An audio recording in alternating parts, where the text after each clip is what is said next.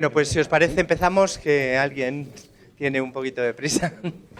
Y nada, bueno, pues como sabéis, soy Luis Hernández, soy el decano de esta facultad, de la Facultad de Informática, y bueno, en primer lugar quiero daros la bienvenida a esta mesa redonda de título RISC-V y la soberanía digital, oportunidades y retos para la industria europea, el camino de OpenChip. Y también daros la bienvenida a esta facultad a los que venís de fuera y no sois de aquí, ¿no? Bueno, dará comienzo este evento con una exposición por parte de Ignacio Astilleros, jefe de estrategia de OpenChip, en la que contará su visión de la importancia de la soberanía digital en Europa y el impacto de RISC-V que RISC-V puede tener en ese aspecto. OpenChip es una compañía de muy reciente creación, con participación del ESC, el Barcelona Supercomputing Center, y GTD, y la empresa GTD. La iniciativa surge con el propósito de diseñar y comercializar una nueva generación de procesadores y aceleradores utilizando la arquitectura RISC-V. Posteriormente, habrá un panel o mesa redonda que moderará Katalin Orkoz, profesora titular del Departamento de Arquitectura de Computadores y Automática y ya acreditada para ser catedrática dentro de no mucho. El panel cuenta con la presencia de OpenChip, del clúster de semiconductores de la Comunidad de Madrid, de la Sociedad Española para la Transformación Tecnológica y de la propia Complutense. Katza, en su momento, presentará a los miembros de la mesa, ¿de acuerdo? Esta facultad está poniendo en marcha una colaboración con OpenChip, gracias, entre otros, al clúster de semiconductores. Una colaboración tanto a nivel de investigación como formativo. En concreto, en cuanto a la formación, se está poniendo en marcha una microcredencial con financiación de OpenChip sobre RISC-V y el diseño de cores comerciales, que en breves semanas se realizará aquí, en nuestra facultad, y además, gracias a esa financiación, a un precio muy similar al de un crédito ECTS. Y con la opción de convalidarlo como optativa, como créditos optativos. Y ya se están planteando más microcredenciales para el futuro cercano, así como posibles prácticas en empresas y otras formas de colaboración docente. Y ya sin más, pues cedo la palabra a Ignacio para que haga la presentación. Adelante. Muy bien. Muchísimas gracias. Bueno, pues buenos días. ¿Me oís todos? Yo creo que bien. En primer lugar, muchísimas gracias por vuestra amable introducción, la invitación. Es para mí pues, un honor auténtico estar aquí. Además, como antiguo alumno que soy de la Complutense, hace ya más de 30 años que me licencié en Ciencias Físicas, en Cálculo, y estábamos comentando precisamente que, bueno, pues, que hemos llegado a coincidir incluso en la universidad, ¿no? Y bueno, pues me alegro muchísimo, lo primero, de ver que habéis venido muchos y que bueno, pues que el tema espero que os resulte interesante. Quería contaros un poco lo que es OpenChip y cómo hemos surgido y bueno, y por qué es importante la soberanía digital. Vamos a ver, sí.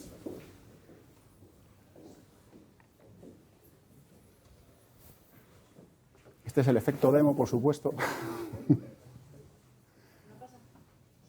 No, pero yo creo...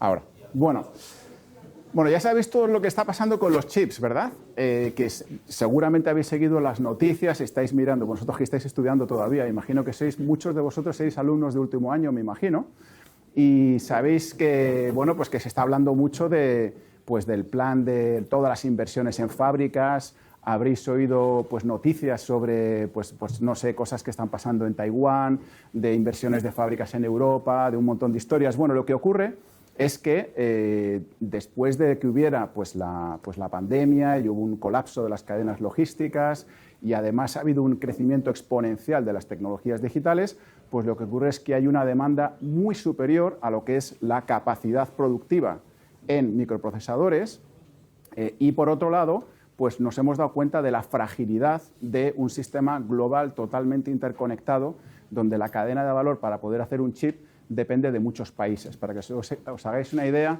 un microchip, por ejemplo, que lleva un teléfono móvil, pues puede pasar por alrededor de 11 países y si tú desmenuzas un poco todas las cosas que hay involucradas, puede haber más de 40 países involucrados en hacer un microchip, porque está montado de esa manera, ¿vale?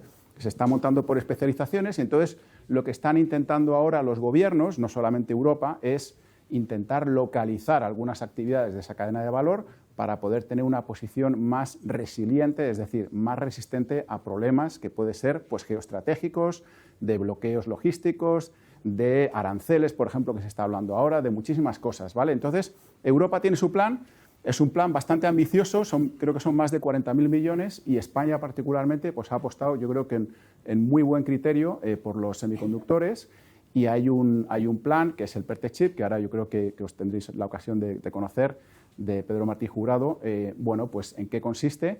Y hay algunas empresas como nosotros que estamos dentro de ese programa y que hemos surgido pues, gracias al apoyo del Estado, ¿vale? Los semiconductores, esto es una slide esto es una predicción de McKinsey.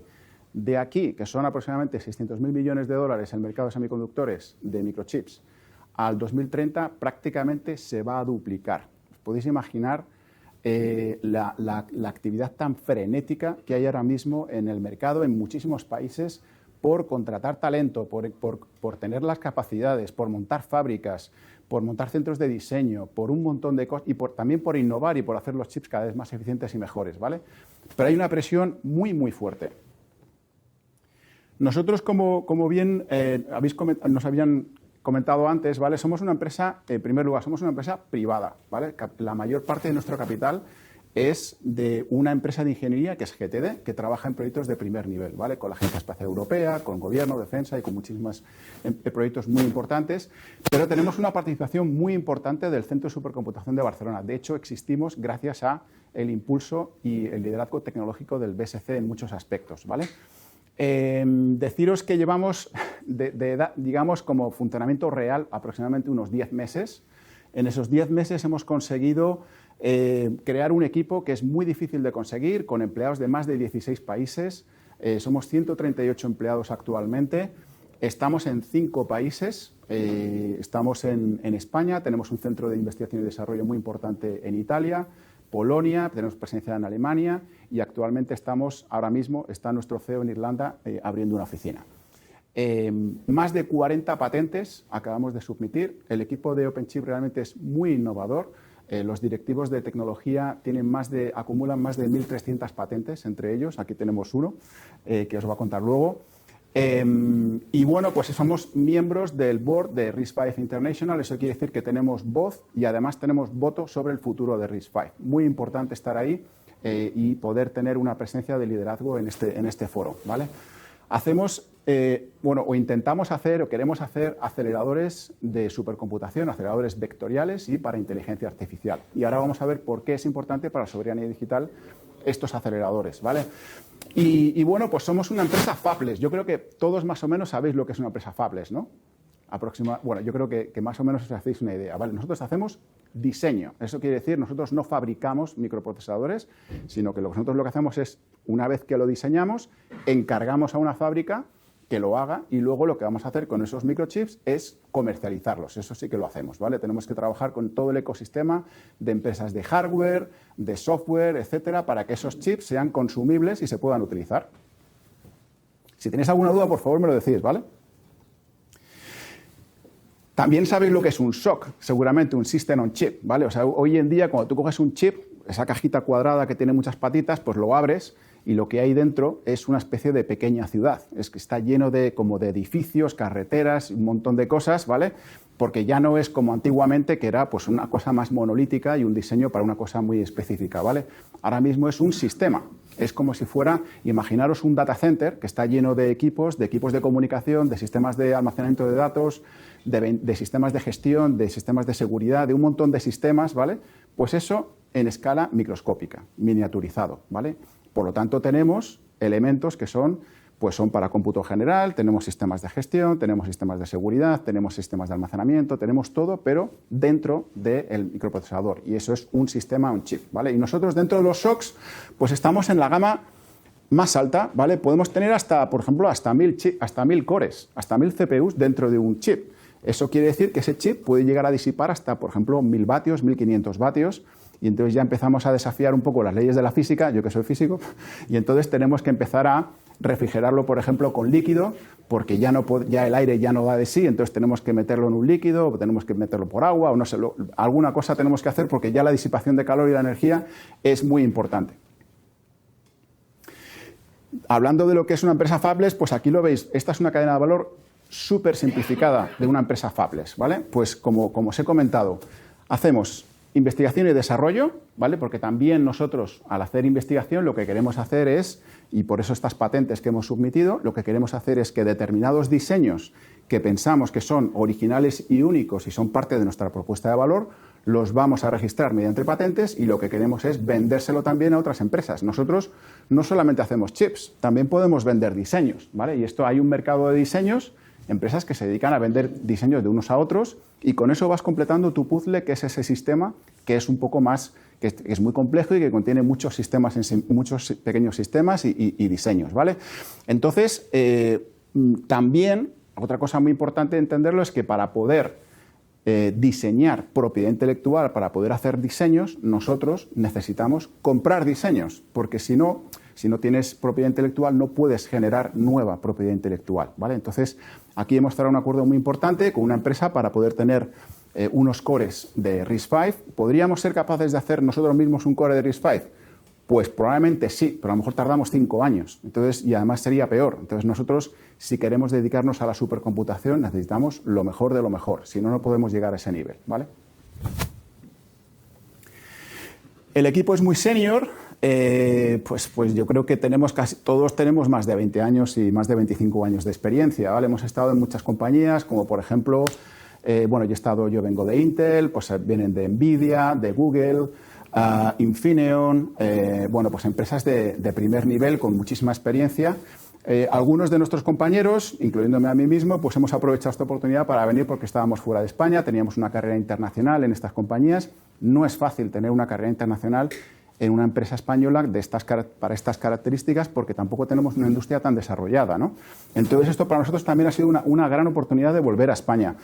Y claro, si hablamos de semiconductores y microprocesadores, pues lo que ocurre es que el mercado es global y no tendría mucho sentido hacer, aunque hablemos de soberanía digital europea, no tendría mucho sentido hacer un chip de Europa para Europa, ¿vale? Tenemos que hablar de un mercado mundial y tenemos que ir a hablar, pues del automóvil, pues tenemos que hablar, pues yo qué sé, pues con Volkswagen, pero también tenemos que hablar con Toyota Entonces tenemos que intentar crear un negocio global, es decir, tenemos que crear una multinacional. Y para poder crear una multinacional, pues nosotros hemos hecho nuestra apuesta y vemos el mundo, pues como al final tienes que tomar tus decisiones, porque el mundo pues está teniendo muchos retos y muchas tensiones también, y bueno, pues veis las noticias y están pasando muchas cosas, ¿vale? Entonces, pues tenemos que tomar nuestras decisiones. Entonces, nosotros hemos apostado por tener algunos acuerdos con empresas en Silicon Valley, porque pensamos que es un ecosistema de innovación que es realmente único. Y bueno, pues yo llevo más de 25 años en relación con alguna empresa de Silicon Valley y ves que es increíble el ecosistema de innovación que hay en semiconductores allí.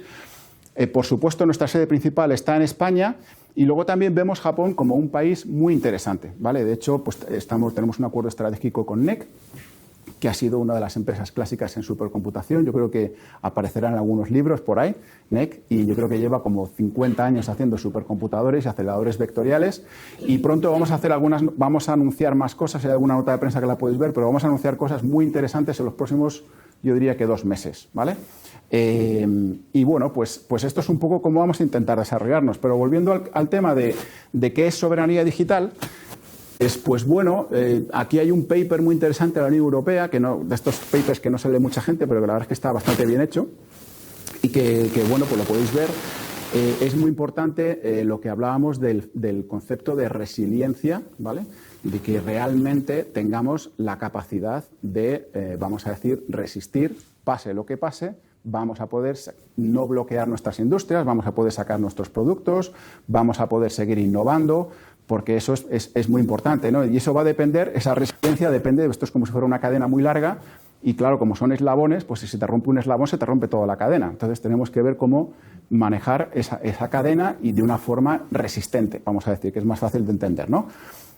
tener cierta autonomía, en realidad, no significa que queramos ser completamente autónomos, porque, sinceramente, es prácticamente imposible. Es imposible. Está totalmente interconectado. Hace poco, por ejemplo, pues yo qué sé, yo descubro cada día más cosas que están interconectadas que no era consciente, ¿no? Por ejemplo, los japoneses me decían, ¿qué sois buenos vosotros? Bueno, nosotros lo que hacemos muy bien son los temas físicos. Por ejemplo, los temas relativos al silicio, a las máquinas que cortan los discos. ¿Sabéis cómo se hace un wafer, no? ¿Sabéis lo que es un wafer todos? Sí, ¿no? Bueno, pues esas rodajas, vamos a decir, slides o rodajas de silicio, pues casi todas se cortan en Japón. ¿Por qué? Pues no sé por qué, pero casi todas se cortan en Japón porque son muy buenos en eso. Y luego con los químicos que hay que ponerles, ¿no? Bueno, pues resulta que prácticamente casi todas se cortan allí y yo no lo sabía. Pues eso es una cosa que, bueno, y si pasa algo en Japón y si hay, pues no lo sé, un terremoto o un no sé qué, pues no tengo ni idea, ¿no? Pero te das cuenta que hay cosas como fragilidades que pueden llegar, cosas que pueden llegar a ocurrir. Entonces, bueno, tenemos que intentar tener cierta autonomía y entonces eso significa que de alguna forma esa cadena tan larga que tenemos que asegurarnos, pues tiene que ser como necesariamente hay interdependencia, tienes que hacerlo con socios de confianza. Es decir, pues países que sean razonablemente aliados, rutas comerciales que se puedan mantener, etcétera, etcétera. O tener varias formas de resolver el mismo problema también. Y luego, pues tener cierta capacidad estratégica para poder hacer las cosas. Yo ahora mismo, pues cuando hablamos de hacer ciertas cosas, pues decimos, bueno, pues podemos hacer la fabricación en este sitio, también en este otro continente, y si no, y si hubiera un cataclismo, pues podríamos fabricar en España no sé qué. Bueno, pues ese tipo de discusiones están en una empresa fabless y tenemos que ver cómo manejar. Pues claro, nosotros lo que hacemos es ahora estamos tomando decisiones de lo que vamos a hacer en el 2030. Pues hay periodos de desarrollo, de fabricación, etcétera, y es como montar toda esa cadena, ¿no? Entonces, bueno, pues esto es un poco los ingredientes fundamentales de lo que sería soberanía digital, ¿vale? Y es muy importante y yo diría que es probablemente en mi opinión, una de las grandes prioridades que debería de ser de cualquier gobierno actualmente, teniendo en cuenta que la digitalización es cada vez más masiva y cada vez va a influir más en diferentes actividades, por ejemplo, en la investigación y la ciencia de cualquier cosa, no solamente de cosas muy intensivas en tecnología. Puedes pensar, por ejemplo, equipos de telecomunicación, no solamente eso, por ejemplo, biomedicina o muchas otras cosas van a depender necesariamente de estas tecnologías, ¿vale? Entonces es muy importante tener cierta soberanía digital. Vale, bueno, pues aquí un poquillo más de... Esto es un poco lo que vamos a esta es un poco la filosofía que nos inspira, ¿vale? Pues ser abiertos, trabajar con empresas, bueno, el tema de RISC-V, pues ya sabéis que RISC-V lo que es un conjunto de instrucciones libre de royalties, ¿vale? No vamos a tener que pagar royalties por las instrucciones. Sí vamos a tener que pagar, por ejemplo, por los diseños, porque lógicamente si una empresa hace un diseño, pues le tienes que pagar, ¿no? Pero tendríamos la capacidad, incluso en el futuro, si queremos, de tener nuestro propio diseño de RISC-V. Y de hecho hay muy buenos ejemplos en España también que se están avanzando en diseños de RISC-V que son 100% españoles. Y bueno, resiliencia y confianza con nuestros socios, ¿no? Y ahora ya, pues ya voy a ir rapidillo. Todos conocéis la ley de Moore, ¿verdad? Todos sabéis quién es Gordon Moore, que fue uno de los fundadores de Intel. Y bueno, pues yo que he estado 7 años en Intel, pues bueno, lo conocemos todos nosotros, todos hemos estudiado la ley de Moore. Todos sabéis que se está hablando mucho de que la ley de Moore se ha terminado, ya eso, bueno, pues que ya se ha muerto, que no sé qué, pues están los de Nvidia diciendo ahora es el Accelerated Computing, esto es otra cosa, y en cierto modo tienen razón.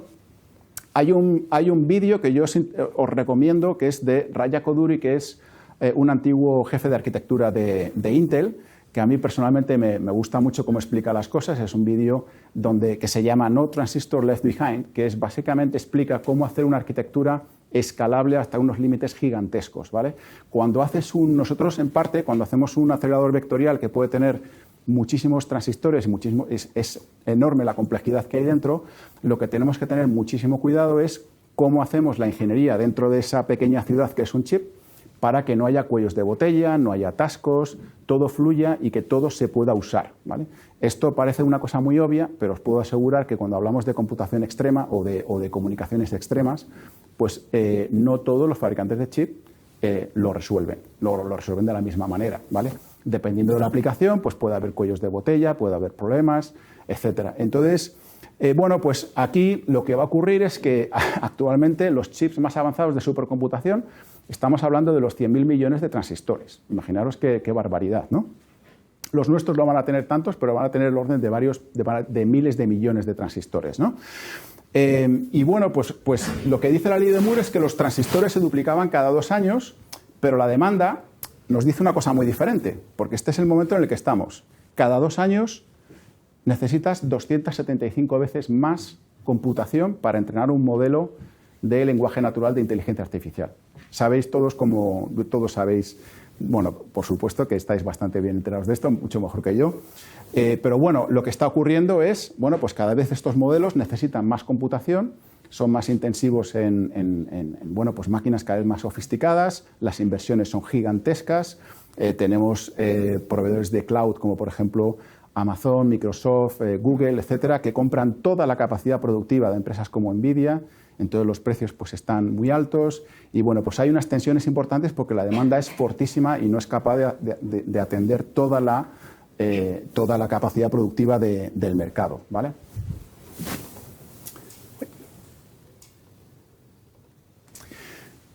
Bueno, no voy a meterme a comentar un poco, esto yo creo que lo sabéis mucho mejor vosotros, ¿vale?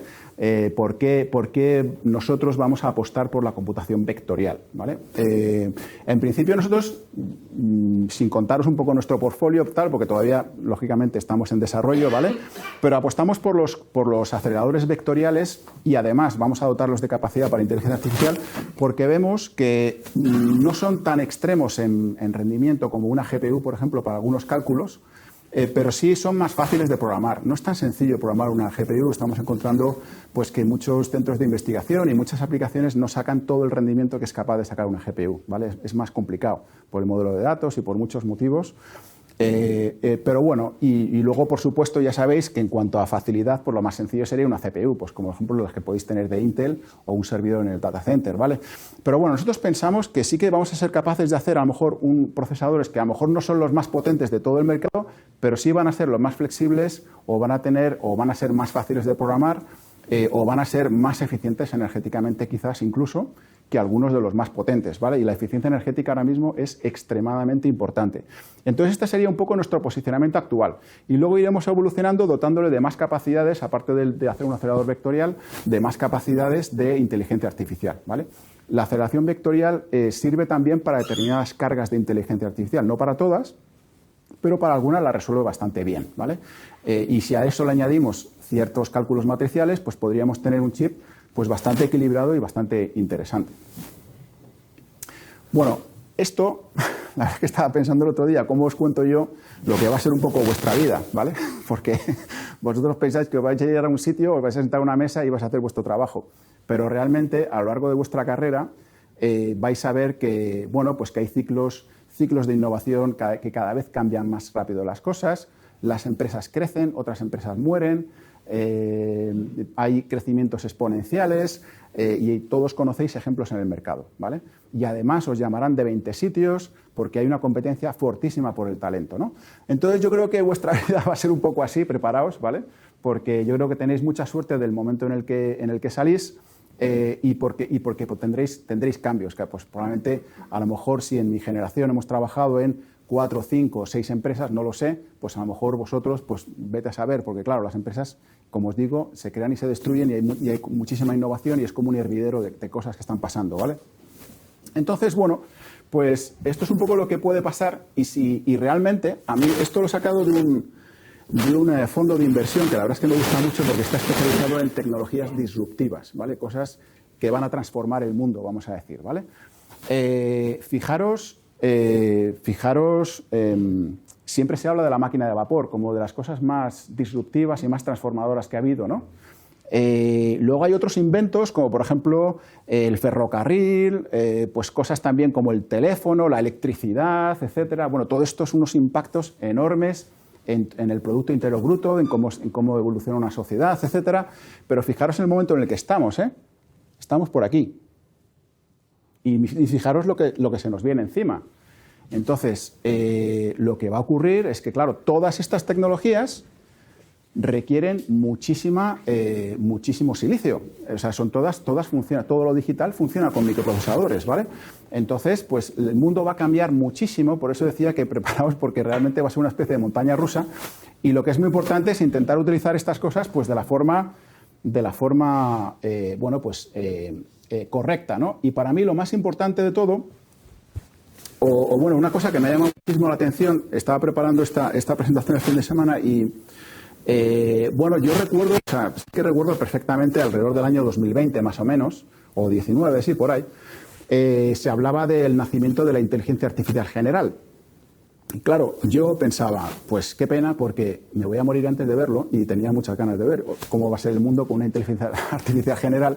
Y le decía a mis hijas, quizás con suerte vosotras, que tienen vuestra edad más o menos, pues a lo mejor lo veis, no lo sé, pero es posible. Pero claro, fijaros lo que pasa que cuando saca ChatGPT, OpenAI saca el modelo GPT-3, ¿no? Ya reducimos el forecast, pues resulta que se habían equivocado, ahora son 50 años, ¿no? Y luego salen los siguientes modelos y dicen, no, espérate que es que esto a toda velocidad, no, ahora son 34 años, estamos hablando que en un año cambia el forecast de 50 a 34, no sé muy bien por qué, pero bueno, de dónde ha salido este estudio, pero, o sea, todo es discutible, por supuesto, pero bueno, luego ya pues empieza Google, otros y tal, y ya estamos con el modelo GPT-4, multimodal, etcétera, y entonces ya lo reducimos a 18 años, entonces estamos pensando que en el 2030 será la inteligencia artificial general. Ya sí que espero verla, eso seguro, espero que sí. Y entonces, pero claro, si resulta que sigue habiendo errores en los forecasts, en las previsiones, que es posible que siga habiéndolos porque no sabemos lo que la gente está inventando ahora mismo, pues resulta que alrededor del año 2026, es decir, en 2 años, pues podríamos tener los primeros atisbos de inteligencia artificial general. ¿Y cómo va a cambiar esto? Pues no lo sé. O sea, esto, lo que sí que es importante es que seáis conscientes que vosotros sois los que vais a estar al timón manejando las cosas. Entonces es muy importante que actuéis con responsabilidad y que veamos qué vamos a hacer con todo ese poder transformador que vais a tener en vuestras manos. Es decir, el futuro de cómo va a ser la civilización va a ser vosotros, probablemente una de las generaciones más importantes, porque vais a estar en ese momento en el que va a aparecer la inteligencia artificial general, ¿vale? Bueno, no sé si alguno habéis pensado en esto alguna vez. Me imagino que estaréis intentando terminar la carrera, entonces no habéis pensado mucho en esto. Bueno, claro, esto, aparecen aquí algunos ejemplos que yo cuando vi esta foto, yo pensé, esto es una ilustración. No, son todo proyectos reales. Son todo proyectos reales. Estos son empresas muy importantes que tienen muchísima inversión de cientos de millones o miles de millones para sacar robots que van a ayudarnos. Pues van a ayudarnos en casa, nos van a ayudar en el trabajo, nos van a ayudar en, pues no lo sé, pero claro, han pensado que la forma del humano pues es mejor, pues por varios motivos y tal, hay muchos libros por ahí de todas estas cosas. Pero bueno, aquí veis el de Tesla, que a lo mejor es el que habéis visto más no sé si en la televisión o en algún sitio, pero hay muchas empresas que están trabajando en esto, ¿vale? Pues aquí, o sea, de nuevo, quizás un poco la reflexión que os debéis de hacer es un poco que ¿qué vais a hacer con todo este poder transformador, como veis, que se viene por delante, ¿no? Porque al final, en todas estas empresas, pues vosotros, probablemente muchos de vosotros, pues acaben integrándose, ¿no? Y claro, en todo esto, ¿qué hace Europa, no?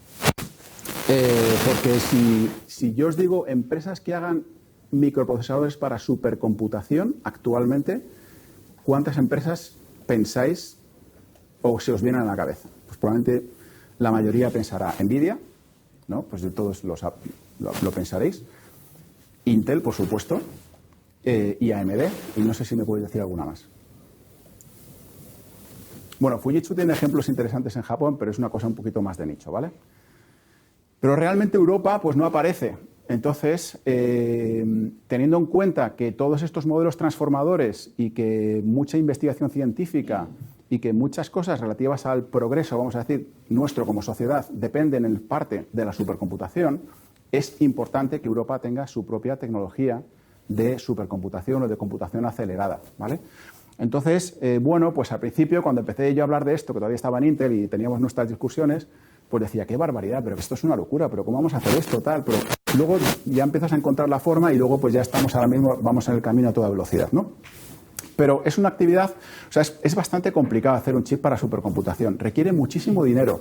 No podéis imaginaros, para nosotros, a lo mejor lo que es una especie como de prueba de concepto para ver si algunas cosas funcionan y probar algunas cosas, pues no estamos hablando de decenas de miles o centenas de miles de euros. Pueden ser pues más de 10 millones de euros a lo mejor, ¿no? O sea, es muchísimo dinero lo que requiere todo, ¿no? Y luego, por supuesto, la producción es muy cara porque las tecnologías de nodo van avanzando y cada vez son más caras. Entonces, requiere mucha inversión. Afortunadamente, de nuevo, contamos con el apoyo que tenemos del gobierno, ¿no? Como digo, es un driver claramente para la ciencia. Ahora mismo, pues los médicos, los biólogos, los astrónomos, la ciencia de materiales, no lo sé, decirme cualquier ciencia. Si es que todos utilizan la supercomputación consciente o inconscientemente. No saben muy bien cómo, unos están en la nube, no saben lo que hay detrás, otros están en laboratorios, otros tienen una caja que cuesta mucho dinero y no saben lo que hay dentro, pero es computación acelerada. Y bueno, pues en el fondo, bueno, pues esto es un poco la situación, ¿no? Entonces, sí quería aprovechar para dar algunos ejemplos y comentar el valor de la computación o de la supercomputación o computación acelerada, más allá de lo que es GPT y todas estas cosas que estaréis pensando vosotros, ¿vale? Realmente la supercomputación tiene un valor social enorme, enorme. Esto lo estuve viendo hace poco en el Museo de Silicon Valley de la computadora, muy interesante. Hay un software para hacer la simulación de los choques de los coches, que se empezó a utilizar, de hecho, en los primeros CREs, los primeros computadores vectoriales, y que se calcula que ha salvado centenas o millones de vidas en los accidentes de coches, ¿no? Pues gracias a esto, pues ya sabéis que habéis visto en los vídeos ese vídeo a cámara lenta que hay un muñeco dentro de un coche que se choca contra una pared, ¿vale? Bueno, pues eso se puede hacer en un supercomputador sin necesidad de chocar el coche porque es muy caro. Se puede chocar 1000 veces, de todos los ángulos y de todas las formas, ¿no? Y entonces se pueden diseñar coches muchísimo más seguros, o también, como está haciendo Tesla ahora, pues ahora veremos el ejemplo de Tesla, ¿no? Pero, bueno, el tema para ingeniería, pues es muy importante. Tuve la ocasión de ver, por ejemplo, en Japón, cómo hacían la simulación de tsunamis. Tiene una barrera anti-tsunamis que rodea toda la isla, y entonces cuando viene el tsunami, pues tienen que saber pues la altura de la ola, la intensidad, por dónde entra, se va a meter por qué sitios, qué destrozos va a producir. Entonces viene la ola y necesitas lanzar un proceso en el supercomputador, y entonces en 20 minutos pues decía, pues tengo que gestionar toda la crisis que se va a montar en la isla, ¿no? O en una zona de la isla afectada. Y claro, para ellos, en lugar de hacerlo en 1 hora, hacerlo en 20 minutos es muy importante, y me decían, nuestro próximo objetivo son 8 minutos. ¿Por qué? Pues porque vamos a salvar no sé cuántas vidas. Es muy importante la supercomputación, ¿vale? Y luego, pues en biomedicina, para mí la más interesante de todas, o pues me parece muy interesante, es pues lo que va a ser la nueva medicina, la medicina personalizada, el diseñar proteínas, el diseñar vacunas muy rápido, mucho más efectivas, el curar el cáncer. No habrá cáncer dentro de pocos años, o será algo que será gestionable, vamos a decir. Pues viviremos con algo que se irá tratando, pero la gente no morirá de cáncer como ahora. O, por ejemplo, la asistencia a las personas mayores, ¿no? Pues ahora mismo, ¿quién no tiene un familiar o un conocido que está tomando a lo mejor 5, 10, 7 pastillas con no sé cuántos tratamientos médicos? Es como un calvario, tienes que ir a todos los médicos, te van cambiando las cosas, prueba esto, pues no funciona, pues reduce esta dosis, no sé qué. Los tratamientos van a ser totalmente personalizados, basándose en tu genoma, en tus proteínas, para poder tener una calidad de vida mucho mejor. A lo mejor no vivimos más tiempo, pero vivimos mejor, una vida más plena, ¿no?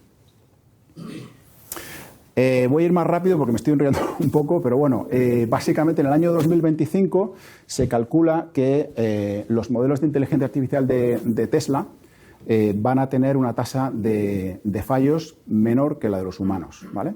De accidentes, quiero decir, accidentes graves. Esto es una estadística para accidentes graves, ¿vale?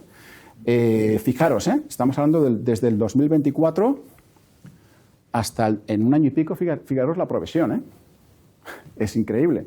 Van a utilizar 200.000 NVIDIAs para poder entrenar los modelos. 200.000 NVIDIAs es un número astronómico, ¿no? Son datacenters gigantescos. Todo esto es supercomputación.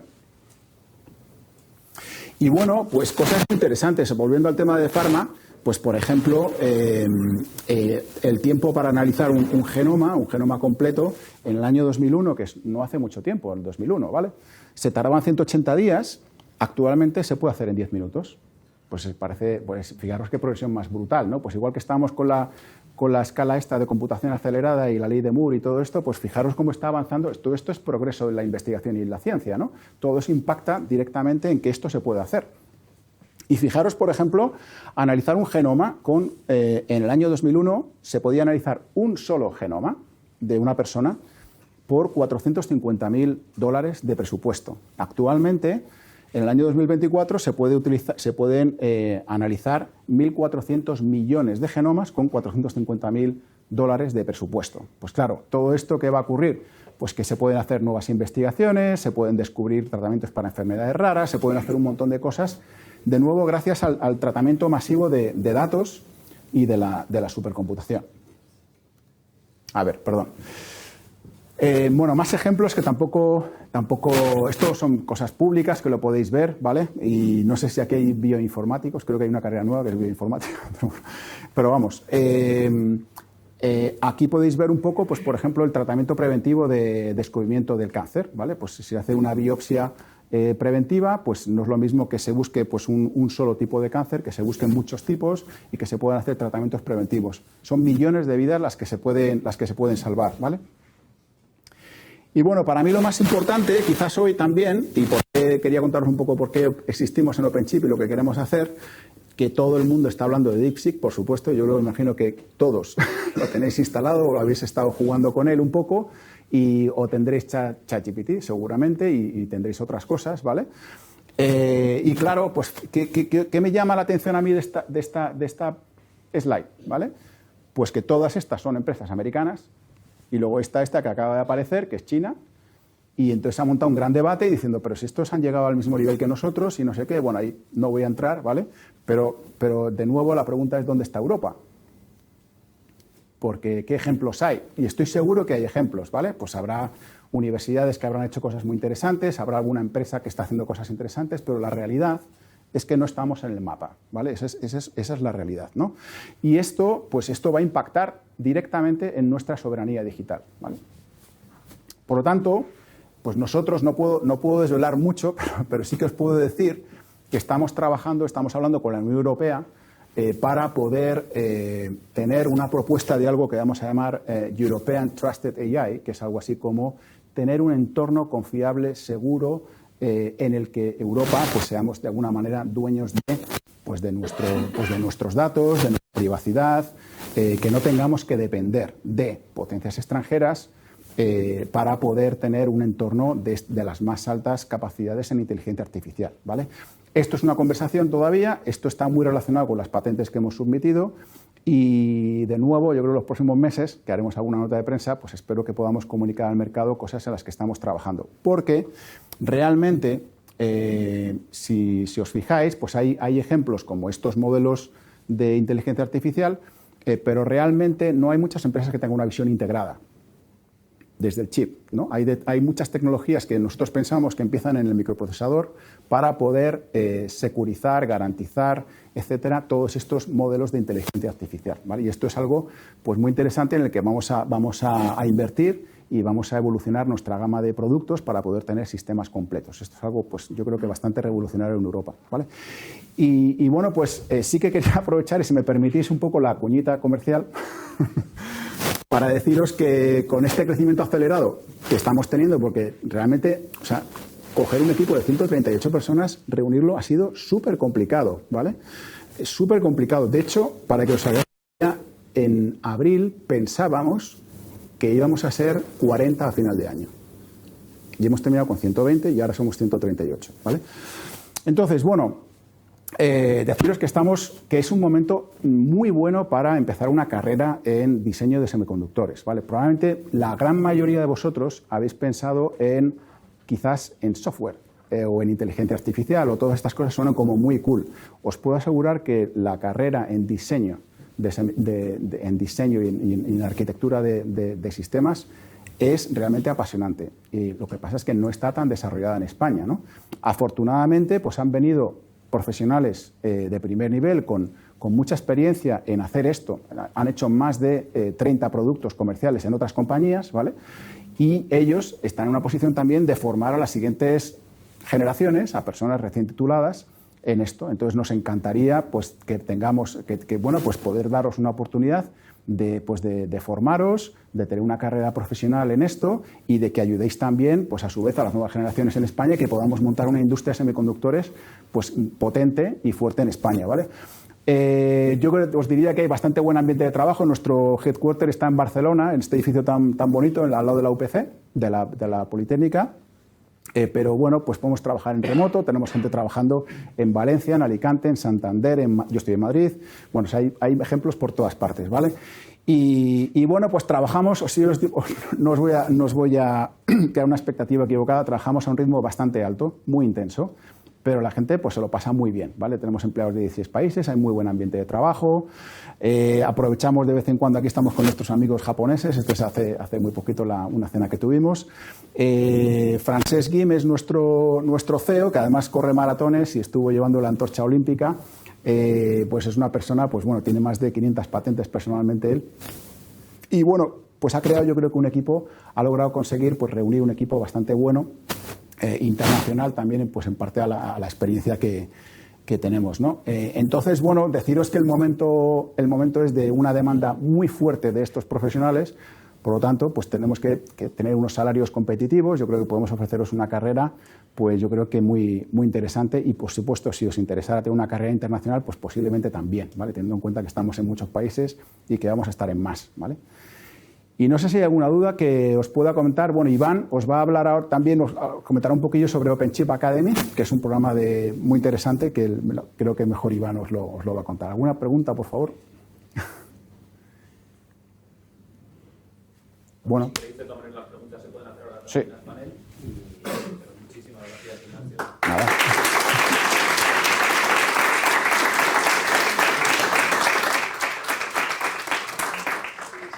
Si me permitís muy rápidamente, disculpad, porque tengo que hablar de mi libro. Más que nada aquí muchos estudiantes y en OpenChip, como comentaba Ignacio, tenemos muy buenas oportunidades, tanto internacionales como también en el territorio. Y una de las iniciativas del Departamento de Innovación, que en este caso lidero yo, es la OpenChip Academy, y ofrecemos diferentes modelos para que os podáis integrar dentro de la empresa.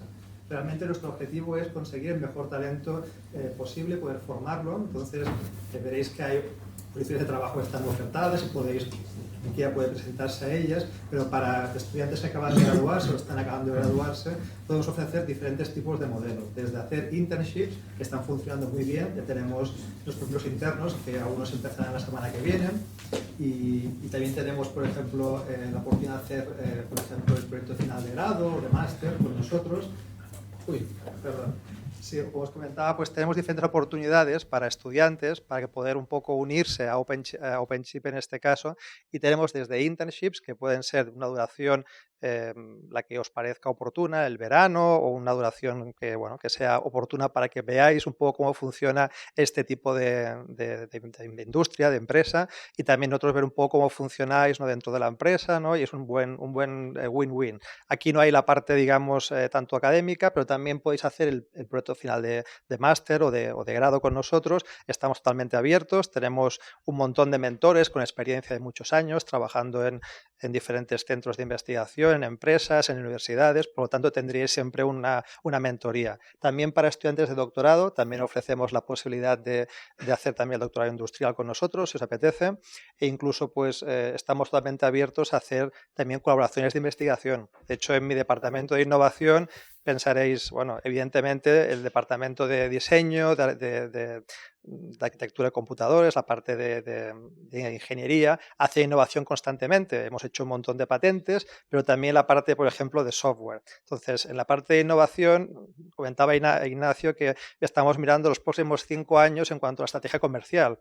A mí me toca mirar a 10 años y más allá, porque hay cuestiones que son, pues ahora mismo igual ciencia ficción, ¿no?, como podía ser la resonancia magnética hace 20 años, y ahora mismo es una herramienta cualquiera para poder utilizarla. Entonces, si pensáis, por ejemplo, os doy un par de ejemplos, ¿no? El DeepSeek, por ejemplo, habéis visto que no es una cuestión de mejorar la arquitectura, no es fuerza bruta, sino es el algoritmo quizás lo han hecho más eficiente, de una forma distinta, y lo mismo sucede en nuestro caso. Veremos casos de uso, los cuales nuestra aproximación, con los chiplets y la tecnología que utilizamos, nos permite hacer sistemas más eficientes.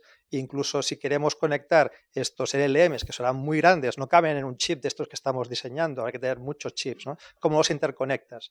Y esto es también una cuestión también a mirar, temas de fotónica, temas de nuevos materiales también para poder diseñar chips. Entonces vemos que el abanico es muy amplio, desde temas físicos hasta temas de software. Entonces os animo a todos los estudiantes que tengáis interés en este sector, ya sea en la parte más de silicio puro y duro, como también en la aplicación demostración de cómo el silicio este que podemos diseñar a medida puede ser muy útil a nivel de aplicación, ya sea para HPC, para IA o para otros casos de uso que también estamos trabajando.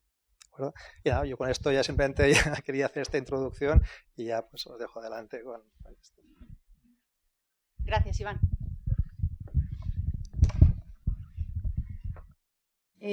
Como ya Ignacio nos ha hecho una estupenda presentación de la situación tan apasionante que tenemos, aquí en la mesa tengo a un conjunto realmente excelente. La presentación que merecen nos llevaría el tiempo que no tenemos, así que simplemente os diré que confiéis que tenemos a un panel de representantes de distintas instituciones que todos ellos tienen una carrera profesional e investigadora extraordinaria y que, bueno, pues que nos van a aportar su visión de cómo podemos colaborar distintas instituciones para ayudaros a afrontar estos retos. Mi idea es que hagáis una introducción cortita para que quede algo de tiempo para que pregunten nuestros protagonistas. ¿Vale? Entonces empiezo por José Ayala, que es asesor del Vicerrectorado de Tecnología y Sostenibilidad de la Complutense y colega catedrático acreditado y con plaza del Departamento de Arquitectura. Bueno, pues nada, muchas gracias, Katja. Es una oportunidad estupenda el poder hablar de este tema, que además Ignacio ha mencionado algunos topics que son muy cercanos tanto a las líneas de investigación que llevamos en la Complutense como las perspectivas docentes de cara a nuestros estudiantes. A mí ha habido varios temas que me gustaría comentar, ¿no? Por un lado, se ha hablado de esos 10 minutos de secuenciación de genoma. Tengo que decirte, Ignacio, que tardamos bastante más de esos 10 minutos. Tardamos incluso días, no solo por carga computacional, sino por la dificultad que siempre nos hemos encontrado los que trabajamos en bioinformática, por ejemplo, en adaptar los procesos y el software a las arquitecturas, que no son obviamente eficientes para esas aplicaciones, ¿no?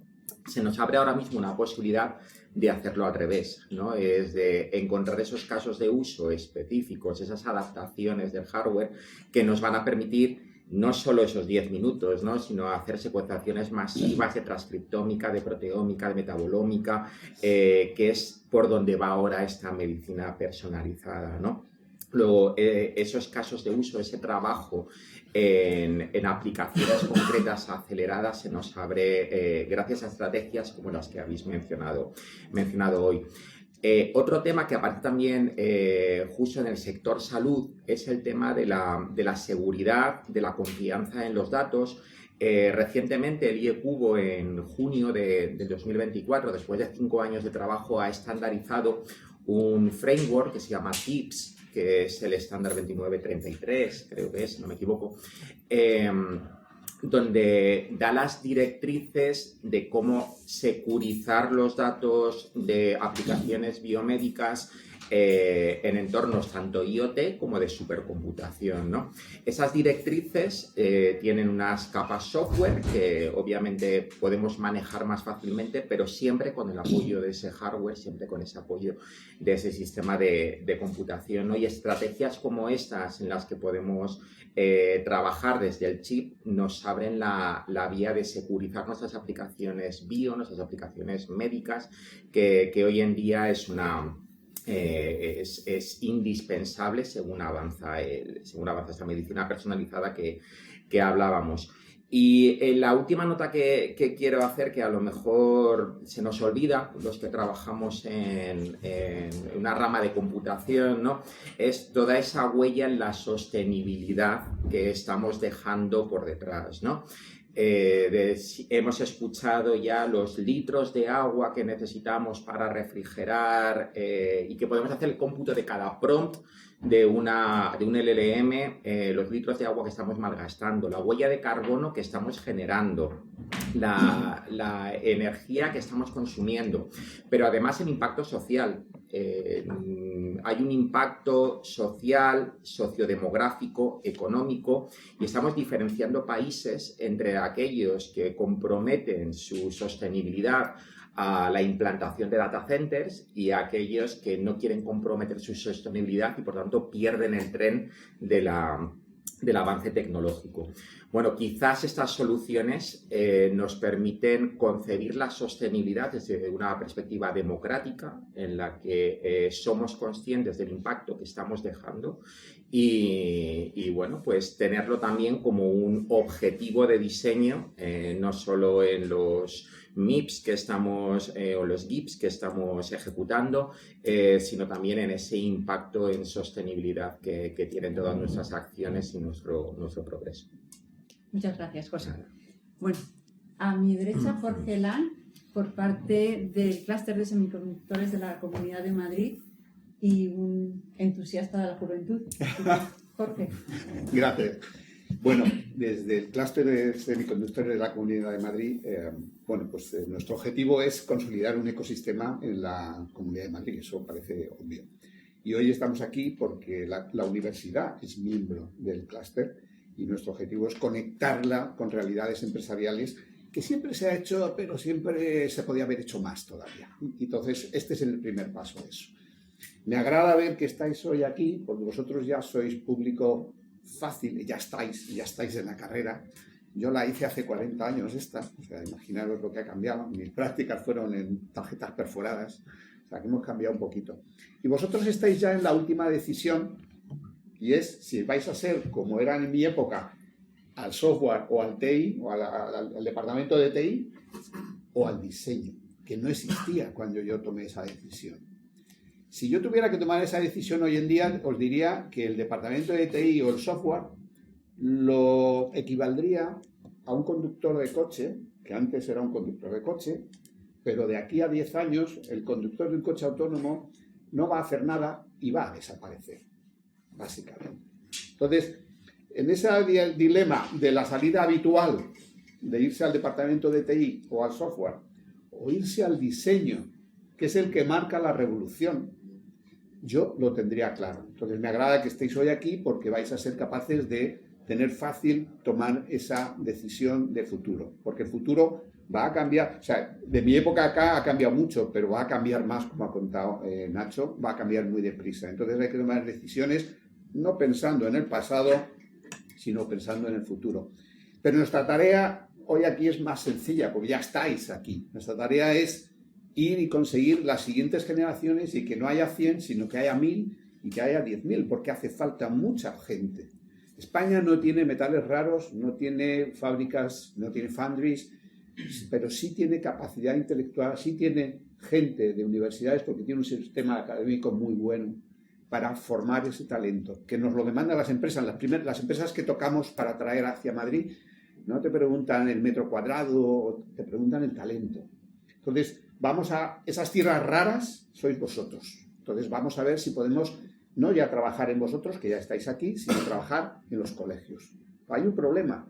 La gente, cuando ve una carrera técnica, físicas, qué rollo, qué bonito, qué difícil. Hay una cosa que a mí me recordaba, todos seguro que os ha pasado como a mí en la infancia, en algún momento de vuestra infancia habéis querido ser astronautas y habéis visualizado que estabais en el espacio, en una nave espacial. No habéis pensado lo que costaba estudiar llegar a eso. Habéis pensado en el hecho, en el final, en el objetivo. Entonces, ahora nuestro trabajo en los colegios es ponerles el mundo, el Silicon Valley que hemos visto en las películas, va a pasar aquí.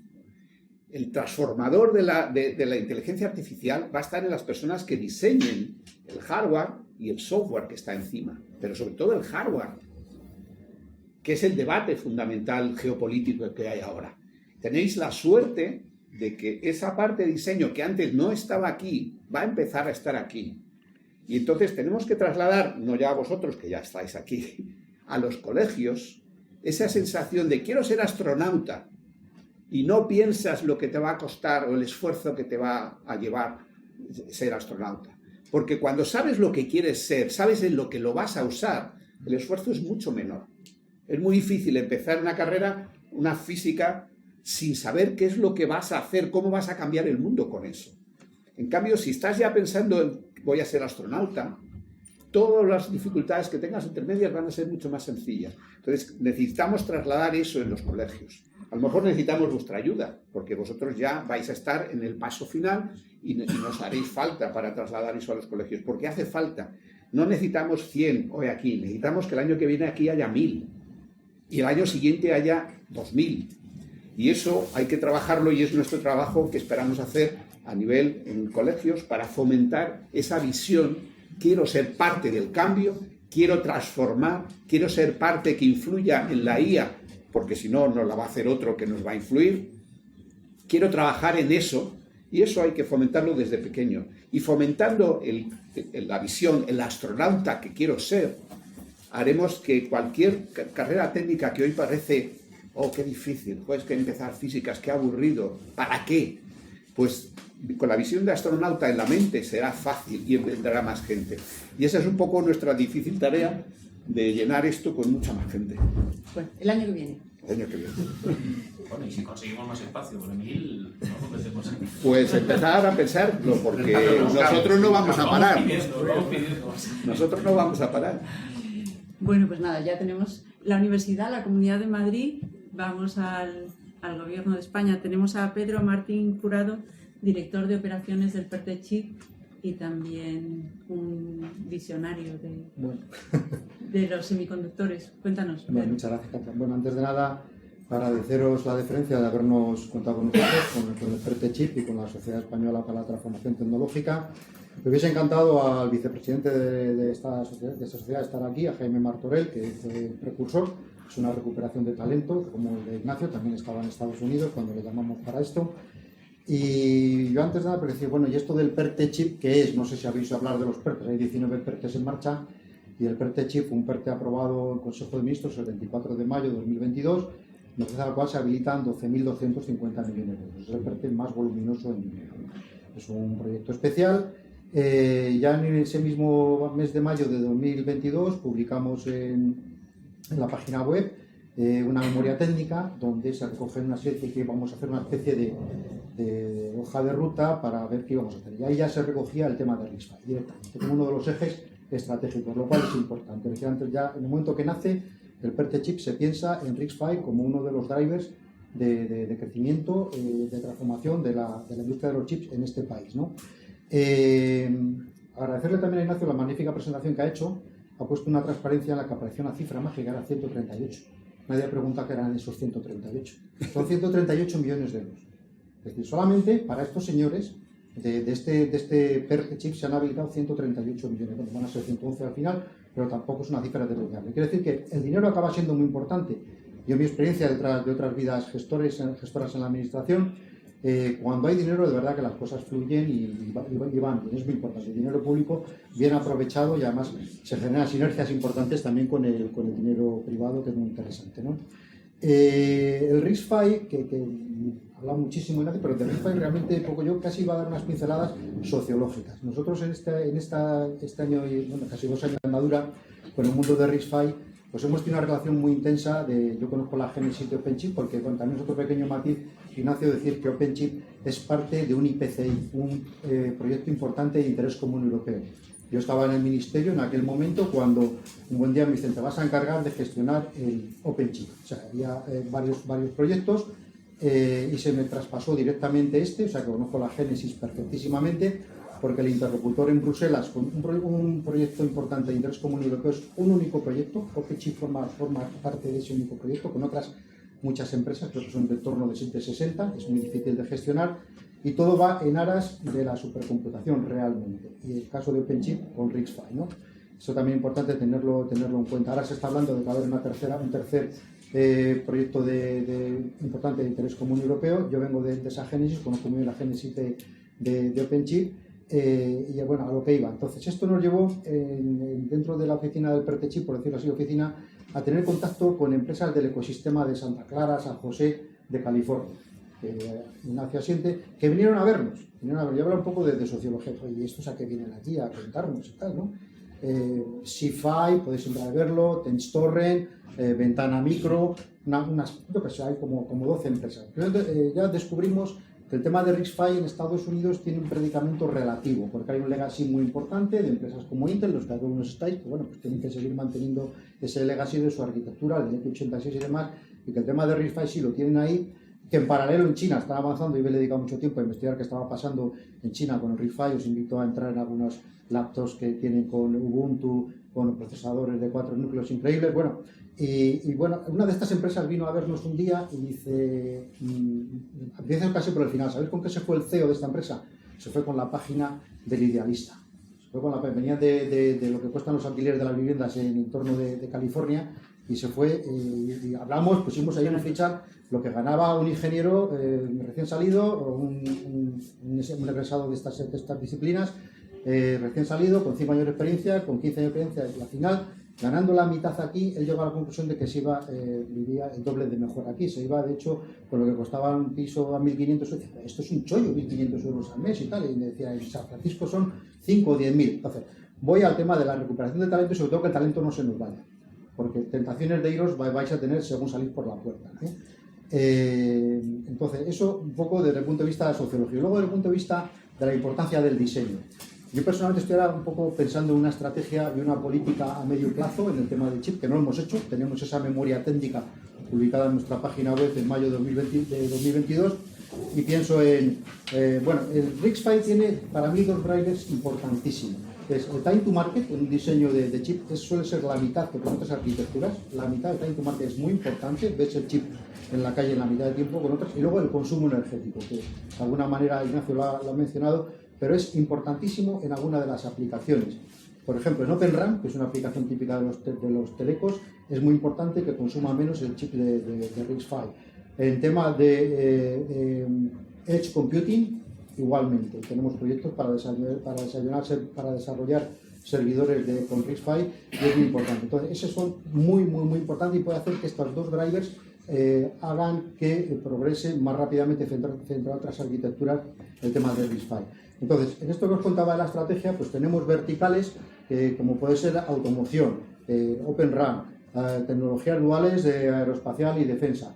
Pero el tema de diseño siempre va a ser transversal. Si tú te dedicas a diseño, vas a estar diseñando chips de todos los tipos y colores y para todos los verticales aplicativos. No estás asignado a un vertical. Si tú te dedicas a diseño, estás en un transversal. Igual que vienen a vernos gente del mundo financiero y están pensando en fórmulas innovadoras para financiar proyectos y startups, que también hay un caldo de cultivo prometedor, pues también es importante ese transversal.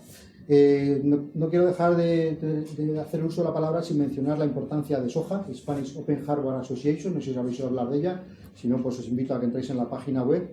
Son 29 universidades, esta universidad está escrita, ya nos hemos procurado nosotros de que no fallen universidades. Es muy importante y tiene una especie de Raspberry Pi que se llama Sargantana, que no quiero dejar tampoco de mencionarlo, entonces seguro que ya, si no lo conocéis... Lo han presentado aquí. Vale, pues bueno, pues nosotros hemos seguido muy de cerca esto, también hemos seguido muy de cerca algunos, hemos apoyado algunos másteres en diseño, como es el de Ciudad Real, que aunque no es oficial, pero ha sido, digamos, un logro montar ese programa. Y bueno, nada más, yo hasta ahí, no me quiero tampoco extender más, gracias. Muchas gracias, Pedro. Bueno, para acabar, Iván Rodero, no he podido presentarte antes.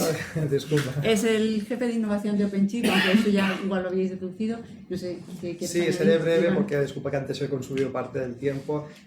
Agradecer un poco los comentarios porque me gustaría hacer un poco eco de algunos aspectos y aclararlo un poco más. Por un lado, me gustaría comentar que RISC-V es una oportunidad muy grande a la vez que es un reto. Por un lado, como comentábamos, ofrece oportunidades de mejor eficiencia energética. Tradicionalmente hay muchas aplicaciones en low power que actualmente las podéis encontrar. El otro día estaba buscando para mi casa esto es una cosa friki, ¿no? Un KVM para un PC para hacerlo como un servidor, ¿no? Y me fijé que vendían en Alibaba una tecnología china, ¿no? Hecha con RISC-V. Es decir, que lo podéis encontrar en muchos sitios que igual ni os dais cuenta. Entonces nosotros tenemos una aproximación de utilizar esa tecnología para HPC y es un reto pues muy importante. Y esto hay que hacerlo desde luego desde un punto de vista de ecodiseño, también lo comentaban, y es muy importante para nosotros. Vamos a diseñar un hardware que tendrá una serie de características, tanto de seguridad o como potenciales adaptaciones, ¿no? Para que desde el punto de vista de de software, está muy bien programar en Python y tal, pero aparte de esto se pueden hacer cosas un poco más interesantes. Si pensáis desde el silicio hasta la aplicación, hay un montón de capas y tenemos que hacerlo todo en conjunto, pensando en una visión amplia de todo esto. Entonces tenemos en nuestra empresa tenemos un departamento de software, de IA, y todos tienen que trabajar conjuntamente. Y esto es una visión excelente para vosotros, si lo pensáis bien, da oportunidades de muchísimas cosas. Y también haciendo hincapié en el talento, tuve la oportunidad de trabajar pues, en 4 universidades diferentes, 2 en Estados Unidos, con la NASA, con el Departamento de Energía, y etcétera. Y sinceramente no he echado en falta el talento que tenemos aquí, de verdad. O sea, he visto talento enorme, pero cuando me incorporé a OpenChip me quedé un poco abrumado de la cantidad de talento que había aquí realmente, ¿no? En España.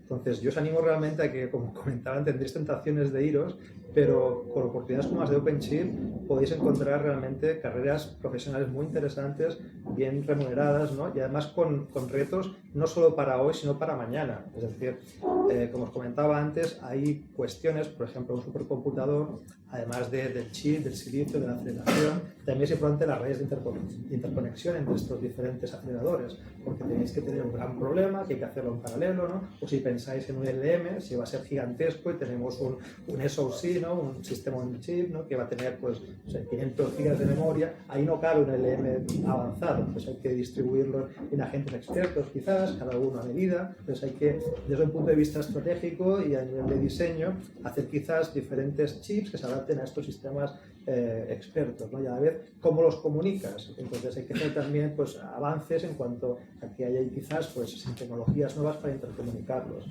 Incluso más allá, si pensáis mucho más en el futuro, a mí me encanta una frase que leí cuando yo empecé a hacer la tesis, ¿no? Que hablaban ya en la época, en los principios de los 2000, ¿no? Por ejemplo, había pues, una tendencia importante con el grid computing, que consistía en poner en Internet computadores, instrumentos, diferentes elementos, y entonces, claro, eso se podía hacer porque las redes de interconexión habían avanzado mucho. Internet, esto de tener una teleconferencia por la calle y quedar con tus colegas para cenar, ¿no? Con el tiempo real, ¿no? Donde estaba la persona, esto hace unos años no era posible, quedabas en la plaza tal a las 10 de la noche, ¿no? Y si llegabas tarde, pues te encontrabas luego, ¿no? Como podía ser, ¿no? Entonces, si las redes realmente avanzan como están avanzando, hay una frase de un autor que no recuerdo sinceramente, que decía que cuando la red es suficientemente potente o la latencia que hay entre diferentes elementos es suficientemente baja, el ordenador se desintegra en la red de algún modo, ¿no? Entonces, si pensáis de este punto de vista, hay retos que podemos pensar para de aquí 10, 15, 20 años,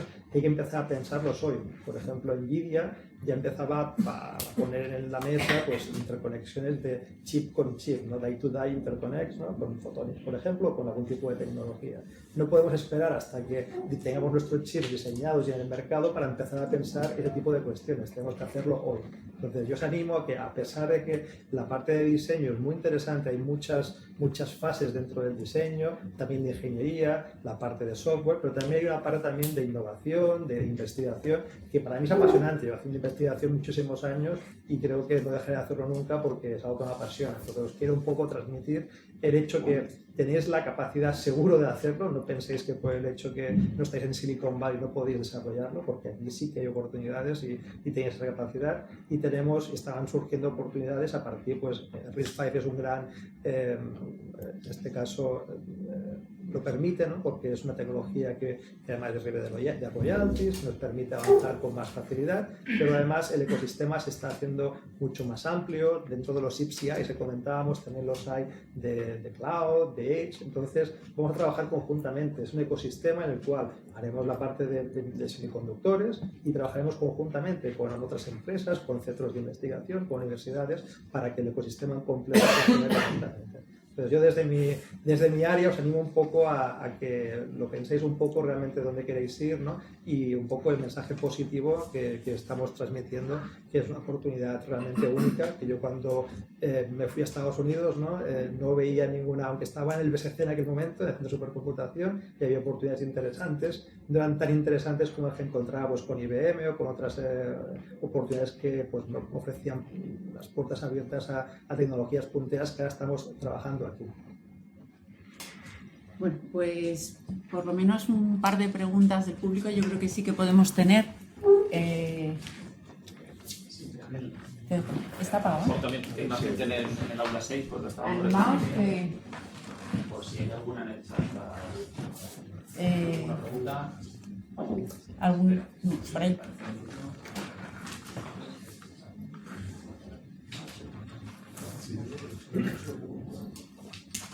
Bueno, yo tenía unas cuantas, pero como veo que habéis hecho un par, voy a quedar de momento una. Habéis mencionado la eficiencia que es clave en todo este sector. Habláis de RISC-V, si se compara con, por ejemplo, arquitecturas como ARM, ¿qué tal se comporta RISC-V? Pues eso, a lo mejor quizás la competencia que podría ser también ARM. No sé. Sí.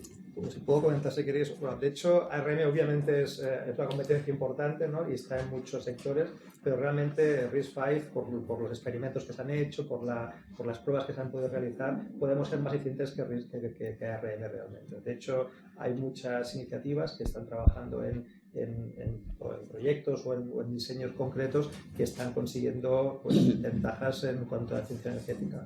Hay una... Entonces, es una cuestión que realmente es un punto fuerte de RISC-V. ARM sí que tiene pues, una tradición y un mercado, pero también es cierto que ARM antes estaba más digamos, en Europa, ¿no? Y un poco se ha ido fuera y es un player dentro de la ecuación que no podemos digamos, confiar 100% en muchas empresas que están apostando mucho por mover, en este caso ARM, ¿no? A otros mercados y bueno, es su estrategia, pero realmente el riesgo de perder la soberanía sigue existiendo. O sea, tenemos exactamente lo mismo. Pueden decidir que van a aumentar los precios de los royalties un porcentaje muy elevado, ¿no? Y no vamos a poder controlarlo desde Europa. En RISC-V, uno de los puntos fuertes es la eficiencia energética, evidentemente, el bajo coste por no tener royalties, no tener tampoco que ser compatibles, ¿no? Con versiones anteriores de la ISA, ¿no? Correspondiente, y en este caso pues yo creo que sí que es una de RISC-V. Sí, yo te diría que hay un grupo de trabajo dentro de Soja dedicado a esto, a mí es muy interesante. Yo he tenido oportunidad de, soy un teórico, de ver los logros que han llegado, los benchmarks que están haciendo de consumo energético, y la verdad que este grupo de trabajo dentro de Soja es muy interesante. No creo que tuvieses dificultades para seguirlo. Están trabajando con arquitecturas neuromórficas y tal, están llegando a conclusiones muy interesantes, la verdad, ¿eh? Desde luego el tema del consumo, como he mencionado antes también, según lo que dice Iván, el tema del consumo energético en RISC-V es uno de los drivers más importantes. Y el tema de AR, pues el tema de AR, como digo, pues el tema probablemente desde el punto de vista del conjunto de instrucciones, RISC-V creo que tiene 47, pues no sé las que tendrá AR, pues a lo mejor es muy similar, ¿no? Pero claro, el otro es pagando y aquí es sin pagar, ¿no? Hay una pregunta desde el aula 6, sí, que está acerca de la normativa europea, de la regulación europea, de si puede ayudar o no. Antes mencionaba algo Ignacio, ¿no? De posibles negociaciones. No especifica exactamente a qué parte de la normativa se refiere, pero básicamente, ¿no? Si tenéis algún comentario sobre la normativa europea en este aspecto, ver si nos ayuda o si pone trabas, igual que siempre se comenta que la inteligencia artificial, ¿no? Parece que hace que nos retrasemos, sea bueno o malo, pero en este ámbito también hay circunstancias iguales. Sí, yo decía, hay una publicación muy interesante que he preparado de agosto del 22 por parte de la Comisión, que son recomendaciones y hoja de ruta para la soberanía europea para software y hardware open source y tecnología RISC-V. Yo diría que echar un vistazo a ese documento porque ahí va a entrar una respuesta muy precisa, o sea que sí que hay por parte de Bruselas una recomendación al menos para utilizar RISC-V. Y también en el CHIPS Act, que ha sido mencionado por Ignacio, también se recoge expresamente la tecnología RISC-V. Centros de competencia a nivel de la Unión Europea con RISC-V. Sí, Ignacio, vamos a ver más. Sí, y si me permitís también un comentario ahí. Acércate aquí porque si no... No, lo que estamos viendo es que hay otros países que protegen especialmente el segmento de supercomputación, ¿vale? Entonces, cuando por ejemplo generalmente son concursos públicos, porque los centros de supercomputación muchos de ellos son entidades públicas, ¿vale? Pues, por ejemplo, no se puede competir si no tienes la tecnología de ese país, ¿vale? Entonces, yo creo que en Europa deberíamos de seguir siendo un mercado abierto, pero a la vez deberíamos de proteger o dar una oportunidad a las empresas como nosotros que estamos intentando entrar. Es decir, por lo menos que se reserve cierta capacidad para que podamos participar, porque si no la barrera de entrada es tan alta que si no es muy difícil llegar a la escala de ellos, ¿vale? Y entonces eso pues lo vemos sin mencionar ejemplos específicos, pero si no tienes tecnología en un país determinado no puedes participar en biddings de supercomputación, como ejemplo, ¿no? Y me imagino que en automóvil, etcétera y tal. Entonces yo creo que habían comentado algo, no de regularlo, pero sí de dar prioridad. Yo creo que eso pues me parece que tiene sentido. Y también una respuesta un poco menos contenida, porque entiendo también el punto de vista, ¿no? de la administración quizás.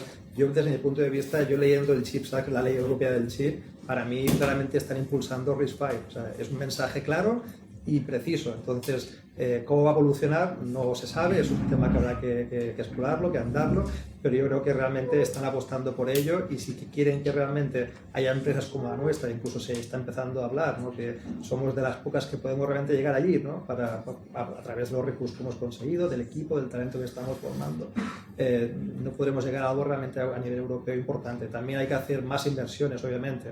En estas cosas muchas veces llega un poco tarde, pero es importante llegar, ¿no? Entonces hay anuncios, ¿no? Por ejemplo, hablamos que somos fabless y bueno, nos gustaría muchísimo que en Europa hubiera también pues, fábricas que fuesen pues, de la tecnología muy avanzada, ¿no? También tened en cuenta que en España también se fabrican también chips. Lo que los chips que se fabrican pues, no son la tecnología más puntera, que es la que queremos utilizar nosotros para poder competir con otras compañías, ¿no? Pero podemos hacer chips también pues, de más nanómetros, ¿no? Pues para otros sectores diferentes. Entonces, también que os quede también en la mente que además de ir al top, ¿no? Que queremos llegar nosotros, o con aceleradores, con HTC, el sector también creo que a través de este impulso se puede abrir más, ¿no? Llegar a otros sectores con chips también de diferentes características.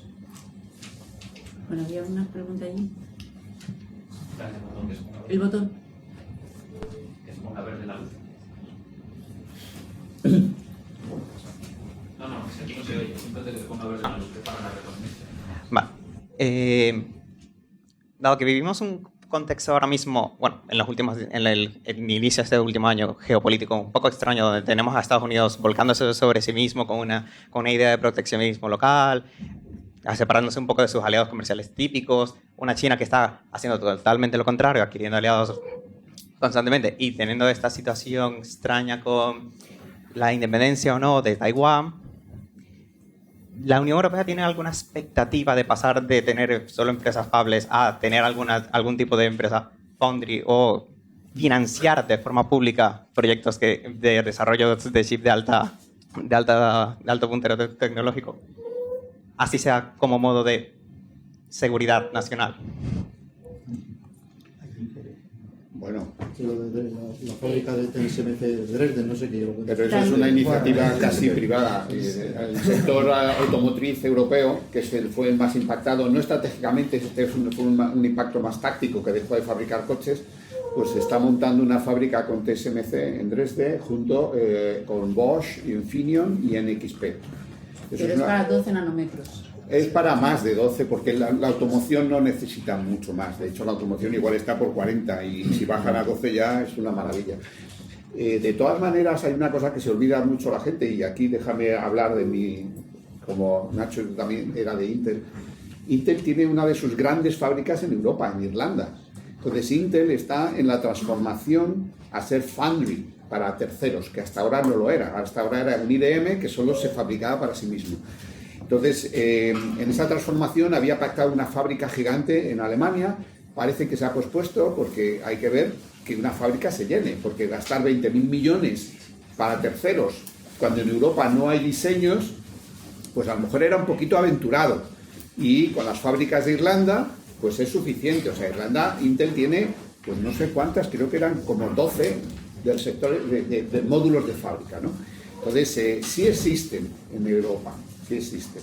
Entonces, la cuestión es que están en remodelación, las de Intel en concreto pues van a pasar a ser abiertas para terceros, están surgiendo nichos como son los de TSMC para la automoción en Alemania, o sea, empieza a verlos. De todas maneras, la fábrica no te garantiza nada, porque para llegar a una fábrica tiene que haber pasado por 30 países, como tú decías, se corta en un sitio, se ensamblan en otro, se testean en otro, o sea, sigue siendo una labor casi global, pero quieres tener las piezas gordas porque te da más seguridad, pero queda muchísimo para, como decías tú en tu presentación, para que tú puedas hacer un chip, no ya en España, hacerlo íntegramente en Europa, prácticamente imposible, aunque tengas la foundry. No sé si Daniel quería decir algo también. Pero disculpad un segundito solamente, porque ya veo que hay gente que se va, si os tenéis que marchar cuando tenéis clase, que estaba previsto que acabáramos un poquito antes, saliendo, tengo ahí los QR, incluso Cacha, no sé si... Sí, yo me voy a tener que ir también, que tengo clase. Vamos, o como estoy yo por aquí pasando el vídeo... Por eso. Yo creo que ya hemos dicho todo. Bueno, no, pero si hay más preguntas... Sí, bueno, si os queréis quedar. No lo habéis dicho todo. Porque yo entiendo que cuando licenciáis, os gusta ganar dinerito, ¿no? Y por más dinero sí, mejor también. El dinero, como ha dicho antes Pedro, es importante. Entonces, ¿dónde se gana más?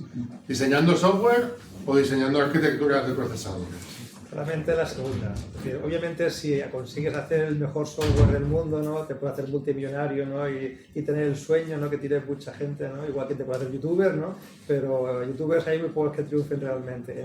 En este ámbito realmente lo puedo decir, lo hemos dicho abiertamente, es un sector que se paga bien, o sea, las posiciones son interesantes y además de interesantes y con posibilidad de futuro, la remuneración va en la línea de esto. Es decir, es una buena oportunidad de desarrollo profesional desde un punto de entrada interesante. Eso desde luego. Y un poco, simplemente para un poco rematar el tema de las foundries, sí que es cierto que yo un poco depende en función cómo interprete, ¿no? Lo que leo, ¿no? Las leyes que se están estableciendo en Europa, pues se ha dicho que se quiere llegar a un 20% de fabricación o de diseño, por lo menos, ¿no? De chips en Europa en poco tiempo, ¿no? En unos años, y allí han hablado de una cantidad de recursos, de miles de millones. El exactamente cómo lo van a invertir para llegar a tener una foundry de última generación en Europa, yo quiero pensar, y eso es un pensamiento personal, ¿no? Que parte de ese dinero conjuntamente con iniciativa privada, porque es necesaria, acabará seguramente teniendo alguna foundry de alta tecnología, ¿no? Lo que puedes imaginar, ¿no? De 18 Armstrong, otros milímetros, lo que sea, ¿no? Posiblemente en Europa, y es lo que a mí me gustaría ver, ¿no? Pero más allá también hay mucha gente trabajando en grafeno, en nuevos materiales para poder avanzar, porque esto nos va a dar un tiempo, un pequeño delta. Luego estará la siguiente generación de computación, ¿no? Y esto habrá que estar también mirándolo ya. O sea, realmente no solo penséis en el proceso actual, que es interesante y que tenéis que aprenderlo para poder entrar dentro del sector, sino también que es un sector que va a evolucionar y os permitirá también, si estáis en el momento adecuado, llegar a posiciones de liderazgo, ¿no? Y de posición profesional que será muy difícil si entráis mucho más tarde. No, solamente, mira, solo añadir, pues, decías un poco lo que estaba pasando con Estados Unidos y tal, ¿no? Para entender el nivel de interdependencia que he comentado yo antes, que está todo conectado y es imposible desconectarlo, ¿vale? Sí es verdad que las fábricas están ahí, pero la máquina, por ejemplo, dentro de una fábrica, si tú ves lo que hay dentro de una fábrica de microprocesadores, la máquina que imprime, o sea, el microprocesador es europea. Es ASML, que es líder mundial y se las vende a Taiwán, a Estados Unidos y a todo el mundo, ¿vale? Y luego para poder hacer, y luego el siguiente, incluso dentro de esa máquina, luego lo que pasa es que hay proveedores también estratégicos, por ejemplo, la máscara, que sabéis lo que es la máscara seguramente, que es una especie como si fuera, digamos, una diapositiva especial para que a través de ahí pasa la luz ultravioleta y se imprime el circuito, ¿vale? Pues es una empresa austríaca. Entonces, claro, empiezas a tirar y dices, bueno, es que aquí aparecen países, aparecen tecnologías, aparecen un montón de cosas, está todo conectado, o sea, realmente no se puede desconectar. Es un poco... Otra pregunta. Había una...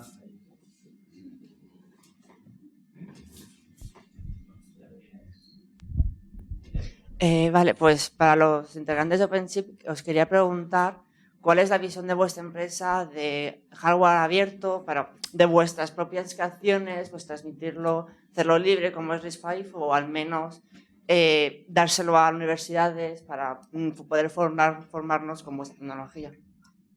Si quieres comento yo algo de esto. Obviamente hay una cuestión que cualquier empresa privada, ¿no? Va a generar su propia IP, ¿no? Su integridad propia. Y eso, obviamente, abrirlo es una locura porque pierdes la oportunidad de competir, ¿no? Pero sí que es cierto que estamos trabajando, por ejemplo, con Open Hardware, que es la fundación, que de hecho la sede está en Taiwán, pero ahora también tiene oficina en Bruselas. Y se encargan de ofrecer diferentes bloques, ¿no? de hardware abiertos para poder desarrollar diferentes proyectos.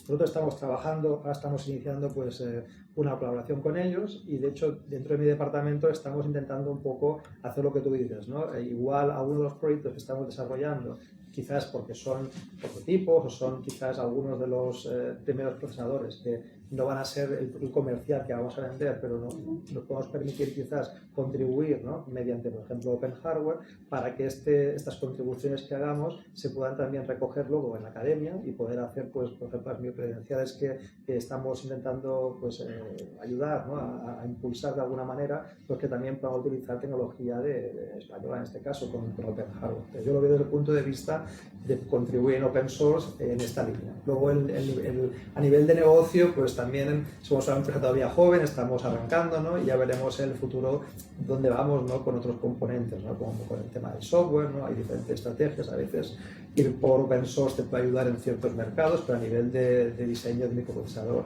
normalmente las empresas no publican, digamos, el tope, ¿no? Pero a veces puedes publicar algunos componentes o algunas cuestiones que sí que pueden ayudar, por ejemplo, a temas educativos, ¿no? Y para entender mejor cómo funcionan esas tecnologías. Y de todas maneras, en esa línea, es lo que comentaba también el decano al principio, la idea de la colaboración, ¿no? Entre la facultad y OpenChip es precisamente facilitar, ¿no? Acercar aquí esa formación. Esas microcredenciales, la que empieza ahora son 6 créditos, ¿no? Y un poco va a ser en esa línea, como una asignatura optativa, ¿no? Y la intención es que podáis matricularos en ellas pagando lo mismo que pagaríais por una optativa, ¿no? Pues normalmente salen algo más caras, pero si conseguimos siempre que haya algo de financiación sería algo así, e incluso, ¿no? Que las pudierais convalidar, ¿no? Por una de las optativas. Entonces, tratar de integrar en el currículum, ¿no? Asignaturas más con bastante relación, en este caso concreto, ¿no? con diseño hardware e incluso con presencia de OpenChip también entre el cuerpo docente, o sea, no solamente de profesores de la facultad.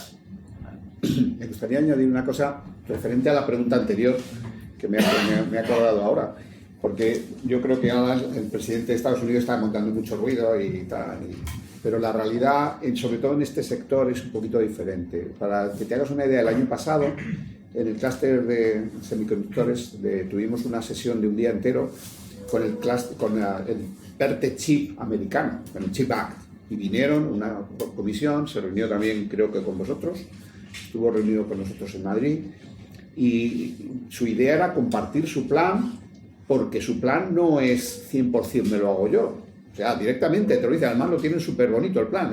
Ya me gustaría que Europa tuviera un plan tan claro. Y te lo comparten, dicen, mira, nosotros vamos a invertir aquí, estamos carentes de esto, nos falta aquello, tal. O sea, saben que esta tecnología son colaborativas, por narices, porque no te quedan más cáscaras. Entonces, quita aranceles a la aceituna o al acero y tal, pero esto, en el desarrollo, en el diseño, tiene que ser conjunto. Porque además, esto es un tema de volumen. O sea, las fábricas, en Intel, la fábrica es fill the factory. Entonces, para llenar una fábrica tienes que tener un mercado muy grande. O sea, un mercado europeo no da para tener un procesador de última generación, ni un mercado americano. Ya estamos hablando del mercado mundial. Una ARM es lo que es, pues porque vende 2.000 millones de procesadores al año en los teléfonos. En Intel pues estábamos en los 300 y pico millones de PCs al año y eso te permitía tener un X86. Si te quedas con el mercado americano, no te da para fabricar lo que se está fabricando. En esa... No. Bueno, era por otra pregunta. No, yo pues acaso acaba el tiempo. Quería postillar un poco, dado que bueno, está muy focalizado evidentemente a OpenChip. Si recibes este tipo de formación que estás comentando y hay efecto avalancha y OpenChip no llegase a poderlos contratar, circunstancia que se el año que viene. Yo me he tomado, vamos a ver, es que hay más. No, como OpenChip probablemente que es un pepino, no haya muchas más, ¿no? No es que quiera aquí regalarle las orejas a Ignacio y a Iván, ¿no? Pero yo me tomé un poco la molestia cuando hemos estado desde el punto de vista de gestión del PERTE Chip, es decir, quién pudieran ser receptores de fondos para RISC-V, ¿no? Entonces hubo una convocatoria a misiones que nos la llevó a cabo el CDTI, en régimen de concurrencia competitiva, pues fueron empresas y presentaron proyectos para RISC-V. Y ahí colocamos 20 millones de euros. Además los proyectos son súper interesantes los cuatro. O sea, leo el título de alguno, procesadores RISC-V para visión y profundidad. Sistema multipropósito seguro de bajo consumo basado en RISC-V para comunicaciones inalámbricas y así sucesivamente, ¿no? Entonces, bueno, estos fueron 4 empresas, pero eran consorcios.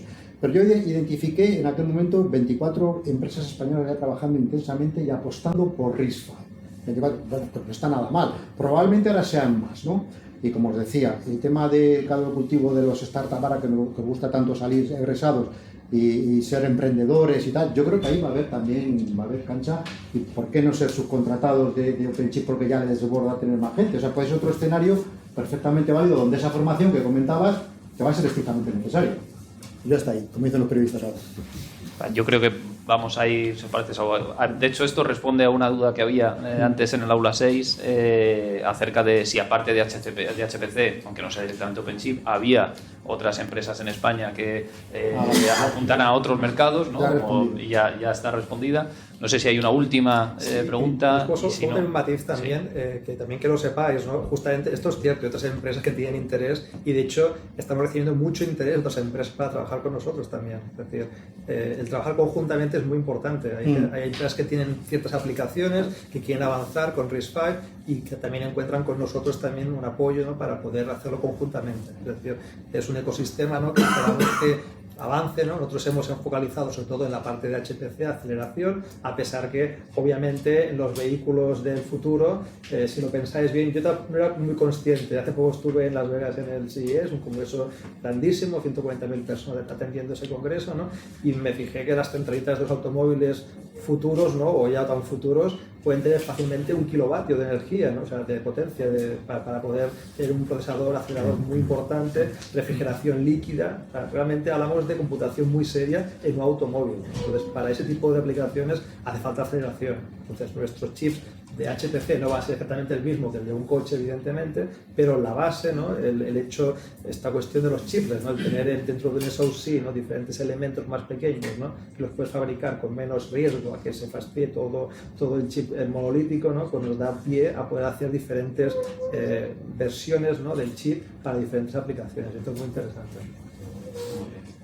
Pues muchísimas gracias otra vez. Ha sido...